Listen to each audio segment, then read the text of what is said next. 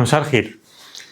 هنبدأ دلوقتي مع بعض ليسون 4 اللي هو الروتس اللي هي السكوير روتس والكيوبيك روتس والفورث روتس اند رون. تمام. طيب هتلاقوا دايما في ريليشن ما بين الاكسبوننتس والروتس، عشان كده بندرسه مع بعض في يونت واحد. يعني لو تفتكروا ان احنا بداية اليونت قلنا ايه؟ قلنا اكسبوننتس اند روتس. هنشوف دلوقتي ايه العلاقة ما بين الروتس. هنعرف يعني ايه روتس الاول، ايه هي السكوير روتس والكيوبيك روتس والفور روتس اند سو اون، وهنشوف كمان الريليشن بين الروتس والاكسبوننت.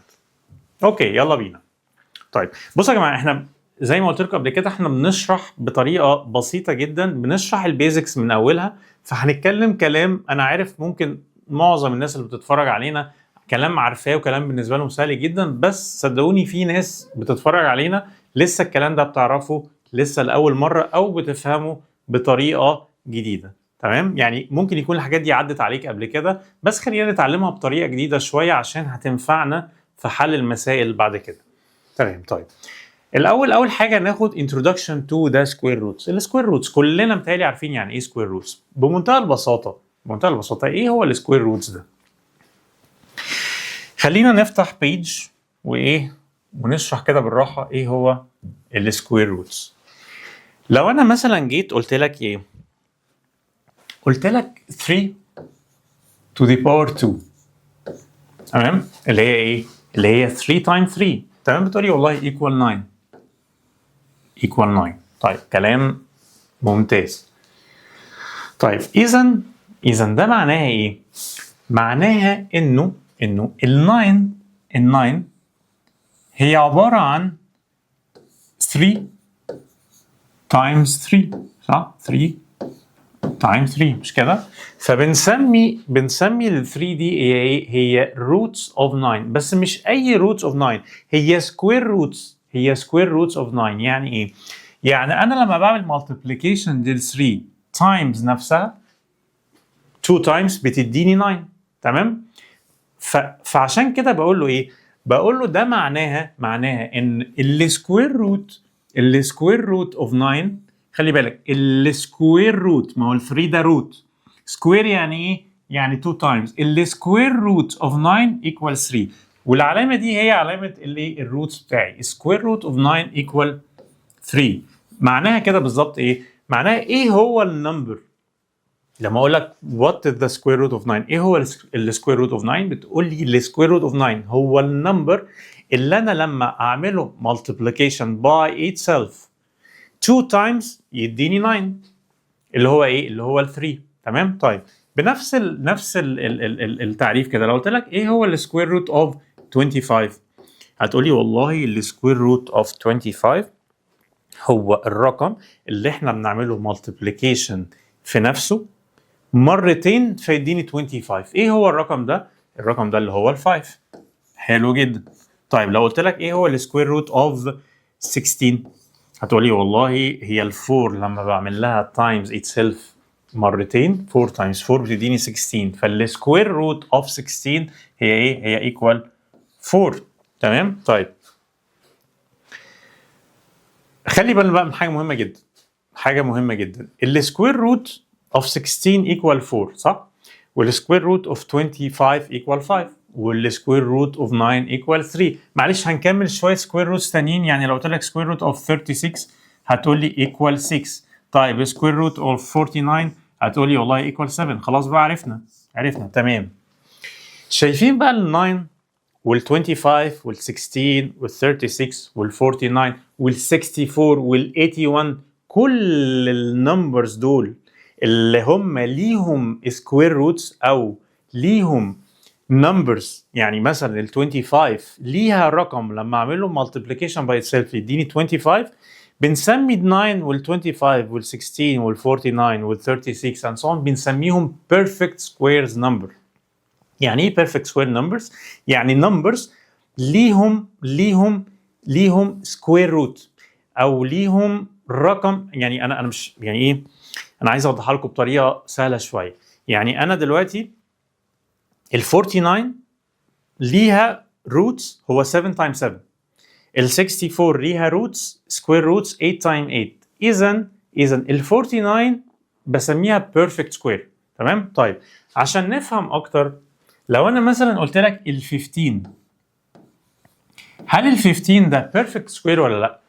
يعني ايه بيرفكت سكوير ولا لا؟ يعني هل ال 15 في نمبر ممكن اعمل له تايمز نفسه يديني 15؟ لا، لان ال 15 دي الروتس بتاعتها هي ايه؟ هي 1 تايمز 15، 3 تايمز 5، مفيش رقم تايمز نفسه هيديني 15. عشان كده بقول ان ال 15 دي مش بيرفكت سكوير، مش بيرفكت سكوير. لكن ال 49 بيرفكت سكوير، ال 36 بيرفكت سكوير، ليها سكوير روت، ليها سكوير روت. يبقى كل الارقام اللي ليها سكوير روت بسميها بيرفكت سكوير. تمام؟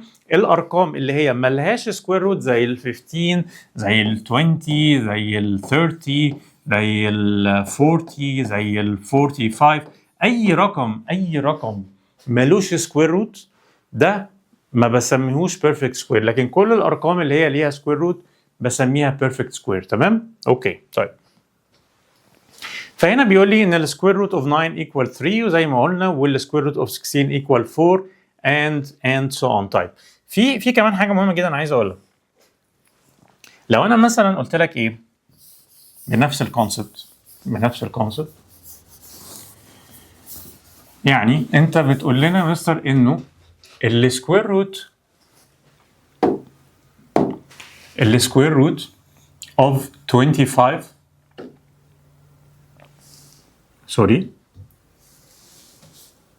السكوير روت اوف 25 سكوير روت اوف 25 هي ايكوال ايه؟ هي ايكوال 5. تمام؟ طيب ممكن نكتبها كده، ممكن اكتب سكوير روت هي ال 25 هي عباره عن ايه؟ هي عباره عن 5 باور 2 يعني ايكوال 5. يعني السكوير روت اوف 5 سكويرد ايكوال 5. هنا كاني بعمل البروسيس وعكسها. يعني انا هنا ايه؟ بعمل سكويرنج لل 5 وفي نفس الوقت باخد السكوير روت اوف 5 سكويرد اللي هو which is equal 5. تمام؟ يعني هي ايه؟ هي العمليه وعكسها، هي العمليه وعكسها. وبالتالي لما انا اقول له السكوير روت اوف اكس سكويرد هي equal to x ما هي السكوير روت دي عباره عن ايه؟ عباره عن x times x صح؟ طيب رقم يعني الاكس لما اعملها multiplication by itself تديني اكس سكويرد. اذا السكوير روت اوف اكس سكويرد هي ايه؟ هي الاكس، لانه الاكس لما بعملها تايمز اكس تديني اكس سكويرد، فالسكوير روت اوف اكس سكويرد هي ايه؟ هي ايكوال اكس. تمام؟ طيب دي كمان برضو ايه؟ معلومه مهمه جدا. ماشي، تعالوا كده نحل شويه سكوير روتس سهله. في ارقام معينه في الماثماتكس بيفضل ان انت تبقى عارف السكوير روت بتاعها، زي مثلا ال 1 to 1 وال 64 وال 144. هي ال 1 to 1 هي عباره عن ايه؟ هي عباره عن 11 times 11 صح؟ هي 11 times 11 مش كده؟ يبقى السكوير روت اوف 1 to 1 هو ايه؟ هو ايكوال 11. طيب السكوير روت اوف 64 هو ايه؟ هو ايكوال 8 لانه 8 times 8 equal 64. طيب السكوير روت اوف 144 ايكوال ايه؟ ايوه equal 12 لانه 12 times 12 equal to 144. طيب find the square root of 36. ال 36 هي 6 times 6 يبقى السكوير روت of 36 هي ايه؟ هي equal 6. هنكمل مع بعض. طيب square root of 49 square root of 49 هي 7 لانه 7 times 7 equal 49 والسكوير روت of 100 equal 10 لانه 10 times 10 equal to 100. تمام؟ طيب كلام جميل جدا وكلام ظريف جدا. طيب هنا مديني طالب مني اجيب السكوير روت اوف نمبرز بس مديهاني على هيئه فراكشنز مش على هيئه انتجرز. طيب مفيش حاجه هتتغير، هنا بيقول لي سكوير روت اوف 36 اوفر 169. فبقول له والله طيب باخد كده ايه كل اكسبريشن او كل نمبر لوحده، بقول سكوير روت اوف 36 بقوم كاتب هنا ايه؟ بكتب سكوير روت هي ال 36 هي عباره عن ايه؟ هي عباره عن 6 باور 2 صح؟ 6 باور 2. تمام؟ طيب وال 169 هي عباره عن ايه؟ هي عباره عن 13 to the power 2. تمام؟ طيب يبقى سكوير روت اوف 6 سكويرد هيبقى ايه؟ هيبقى 6 وسكوير روت اوف 13 سكويرد هيبقى ايه؟ هيبقى 13. تمام؟ طيب هنا عايز اقول ملاحظه معينه عشان ملاحظه مهمه برضو. تمام؟ لانه في حد ممكن يتلخبط شويه. بصوا يا جماعه لما يبقى عندي لما يقول لي ايه؟ لما يقول لي سكوير روت اوف اكس times y يعني مديني سكوير روت ل 2 اكسبريشنز تايمز بعض. تمام؟ دي بالظبط ممكن اعملها كده ايه؟ اعملها بريك into 2 سكوير روتس. هيبقى سكوير روت اوف x times the square root of y. والعكس كمان صحيح، لما يبقى عندي square root of x times square root of y ممكن اكتبها كده square root of x times y، يعني ايه؟ بجمعهم في square root واحده. والعكس كمان لو عندي square root x times y ممكن اعملها break into two square roots. عشان كده هنا نفس الحكايه برضو في الديفيجن، لو انا عندي square root of x divided by y ممكن اخليها كده هي square root of x divided by square root of y. تمام؟ فهنا بالظبط انا عملت كده، يعني انا هنا ايه؟ قلت square root of 36 over 169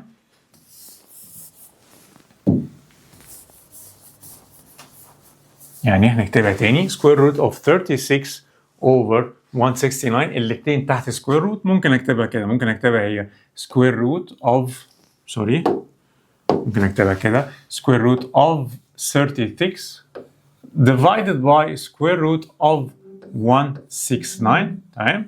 يبقى انا كده ايه؟ فصلت التو سكوير روتس عن بعض. طيب سكوير روت اوف 36 هو ال 6 والسكوير روت اوف 169 هو ال 13، يبقى 6 over 13. تمام. طيب تعالوا نمسح. اوكي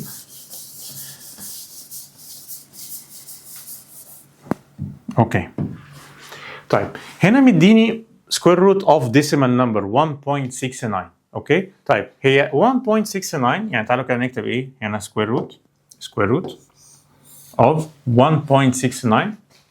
ال 1.69 انا ممكن اكتبها هي 169 over 100.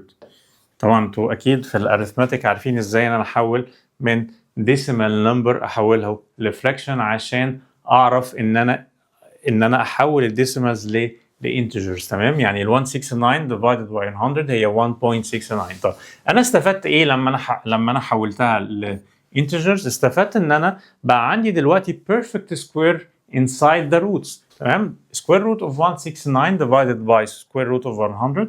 خلينا كده نعملها بريك كده اكنها square root of 169 divided by square root of 100. ال square root of 169 هو 13 وال square root of 100 هي equal 10 يعني 13 over 10. ولو حبيت ارجعها ديسيمال تاني على اساس ان هو كان مديني اوريدي ديسيمال فبقول 13 divided by 10 هي 1.3. وان شاء الله طبعا احنا اتفقنا هنبقى نشرح الاريثماتيك والديسيمال ده بعدين، لكن اعتقد انها كلنا عارفين انه 13 divided by 10 هي equal to 1.3. تمام. طيب هنا كمان مديني square root of 9 divided by 100. الاثنين الاكسبريشن تحت السكوير روت فممكن اعمله break to two roots square root over 9 divided by square root over 100 which will be equal to square root of 9 3 و square root of 100 equal 10. تمام؟ نفس الكلام هنا هنا square root of 1.96 هي ممكن اكتبها هي square root of 196 divided by 100 square root of 196 equal 14 و square root of 100 هي 10. 14 divided by 10 equal to 1.4. طيب square root of 25 over 16 يعني square root للupper term و square root كمان للlower أو الdown term. طيب square root of 225 equal 15 لأنه 15 times 15 equal 225 و square root لل 16 equal to 4 يعني الأنسر 15 over 4. آخر واحدة عندي بيقول لي square root لل 0.64 هقول له هي أكنها بالظبط square root لل 64 divided by 100 حولتها من decimal لفراكشن كده بقى عندي perfect square.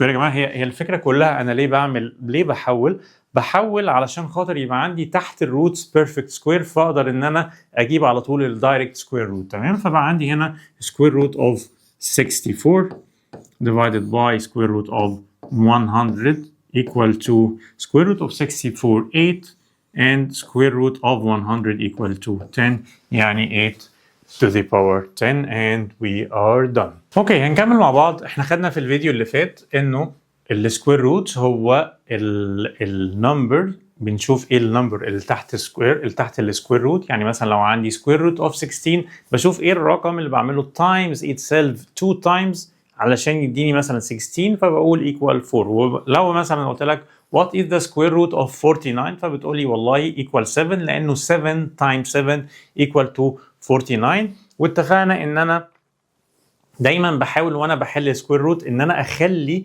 النمبر او الاكسبريشن اللي هو انسايد الروتس يبقى بيرفكت سكوير اكسبريشن عشان اقدر ان انا اعمل له ايه سكوير روتس. طيب في حاجه بقى كمان اسمها مش سكوير روتس، لا انا كمان عندي كيوبيك روت وعندي فورث روت وعندي فيفث روت. يعني لو انا مثلا قلت لك وات از ذا كيوبيك روت اوف 27، بالمناسبه لو انا كتبت لك كده علامه الروت تمام وما كتبتش هنا فوقيها حاجه يعني لا 2 ولا 3 ولا 4 دي معناها سكوير روت، يعني كأن هنا في 2 ولكن احنا هنا ما بنكتبش دايما ال2 في الماثماتكس وبنعتبر ان العلامه دي من غير اي نمبر هي سكوير روت تمام. بس انت عارف ايه ان سكوير روت يعني ايه؟ يعني الرقم اللي تحت الروت ده هو بشوف ايه الرقم اللي بعمله تايمز اتسيلف 2 تايمز علشان اوصل للرقم ده. يعني بقول ايه سكوير روت مثلا of 64 بتقول لي equal 8 لانه 8 times 8 equal 64 تمام. طيب لكن لما اقول لك بقى هنا اكتب لك اقول لك what is the cubic root of 27، هنا بقى ايه؟ هنا الورد اتغير، هنا ما بقاش سكوير روت بقى اسمه كيوبيك روت تمام. يبقى خلاص بنفس الكونسبت الكيوبيك روت of 27 فبشوف ايه هو الرقم اللي بعمل له تايمز itself مش بقى 2 تايمز لا 3 تايمز فيديني 27 تمام. ايه هو ال 3 لانه 3 times 3 times 3 times 3 equal 27. 3 times 3 equal 9 9 times 3 equal 27. يبقى الكيوبيك روت of 27 equal 3 تمام. سهله جدا.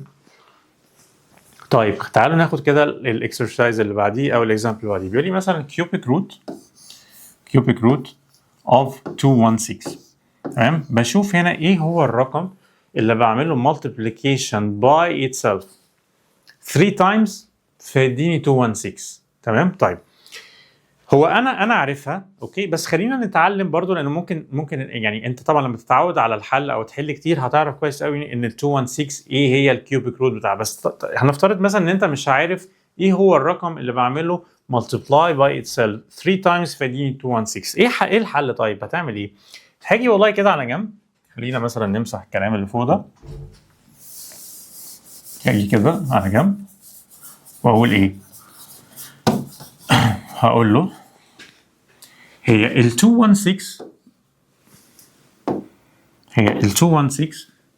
بحاول ان انا اجيب كل الفاكتورز بتاعتها، كل البرايم فاكتورز بتاعتها تمام. فبقول والله 216 مثلا divided by 2 equal كام؟ equal 108 تمام. طيب 108 divided by 2 equal كام؟ equal 54. طيب 54 divided by 2 انا بجيب ايه؟ بجيب البرايم فاكتورز. 54 divided by 2 equal to 27. طيب 27 divided by 2 مش هينفع، لكن divided by 3 هتديني 9. 9 divided by 3 هتديني 3 and 3 divided by 3 equal 1 تمام. طيب دول البرايم فاكتورز بتوع الايه؟ ال 216. طيب ازاي بقى اجيب من البرايم فاكتورز دول؟ اجيب رقم اعمل له multiplication by itself 3 times فيديني 216. هتلاقي هنا حاجه جميله جدا، هتلاقي هنا ايه؟ ان كل 2 قدامها 3. يعني انا ممكن اخد ايه؟ ال 2 times 3 كده هتبقى عندي 6 صح؟ وال 2 times 3 الثانيه هتديني كام؟ هتديني كمان 6 مش كده؟ وهيتبقى عندي 2 times 3 كمان ثالثه هتديني 6 تمام. يبقى 6 times 6 times 6 تديني 216. يبقى الكيوبيك روت اوف 216 هو equal كام؟ equal 6 اوكي. طيب نفس الكلام هنا، دي سهله شويه. What is the cubic root of 64؟ What is the cubic root of 64؟ What is the cubic root? What is the cubic root of 64؟ ايه هو النمبر اللي بعمله multiply by itself 3 times فيديني 64 تمام. طيب انا ممكن اجي هنا برضو عن طريق البرايم فاكتورايزيشن، يعني اعمل 64 اعملها divided by 2 هتديني 32. 32 divided by 2 16 16 divided by 2 8 8 divided by 2 4 4 divided by 2 2 2 divided by 2 هيبقى equal 1. طيب هتلاقي عندي ايه؟ هتلاقي عندي هنا ال 2 مع ال 2 وال 2 مع ال 2 وال 2 مع ال 2. انا بحاول الاقي 3 numbers times itself. تمام؟ فال 2 مع ال 2 هتديني 4 وال 2 مع ال 2 هتديني 4 وال 2 مع ال 2 هيديني 4. هيبقى عندي 4 times 4 times 4 equal to 64. ودي المفروض ان انت بتكون عارفها كويس، يعني عارفها بسرعه مع الحل. 4 times 4 equal 16 16 times 4 equal 64. يبقى ال cubic root of 64 equal to 4. تمام؟ and we are done. تمام. طيب بنفس بقى الكونسبت لو انا قلت لك بقى مش cubic root، قلت لك what is the fourth root of the number او fifth root of the number او sixth root of the number. طيب خلينا مثلا مع الفورث روت. الفورث روت هيبقى ايه؟ هيبقى ايه هو النمبر اللي انا بعمله time itself 4 times عشان يديني ايه؟ يديني النمبر اللي تحت الفورث روت. يعني لو قلنا what is the fourth root of 16؟ what is the fourth root؟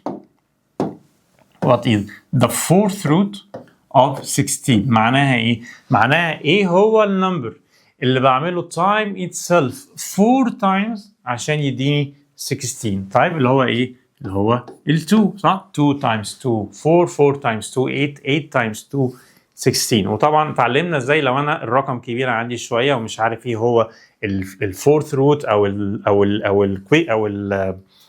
الكيوبيك روت او الفيفث روت وات ايفر، عن طريق البرايم فاكتورايزيشن اقدر ان انا اجيب كل الروتس بتاعته. تمام؟ فالفورث روت اوف 16 equal by 2. تمام؟ طيب السلايد اللي بعديها بيقول لك what is the fifth root of 32؟ what is the fifth root of 32؟ ايه هو النمبر اللي انا بعمله time itself 5 times فيديني 32 هيبقى equal ال 2 لانه 2 times 2 times 2 times 2 5 times هتديني ال 32. طيب هنا بيقول لك what is the fifth root of 243؟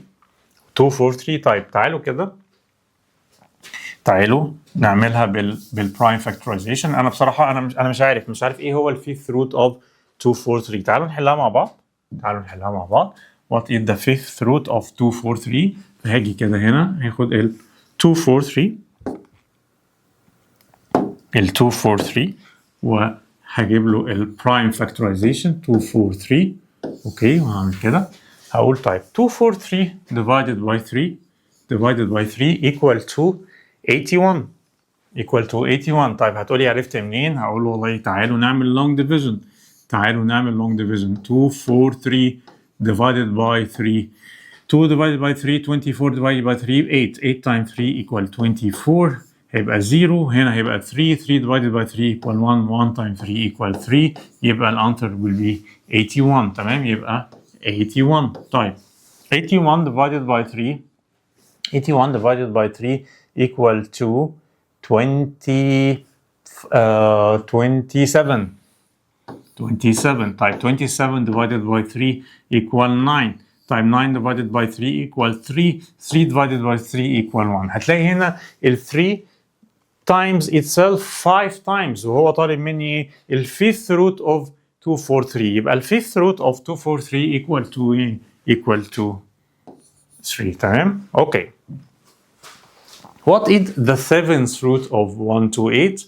ايه هو النمبر اللي بعمله time itself 7 times عشان يديني الانسر في الاخر ايه؟ 128. فباجي برضو باخد ال 128 وبعمل لها prime factorization divided by 2 64 divided by 2 32 divided by 2 16 divided by 2 8 divided by 2 4 divided by 2 2 divided by 2 1. هتلاقي عندي ال 2 اتكررت كم مرة؟ 1 2 3 4 5 6 7 times. يبقى ال 7th root of 128 equal ايه؟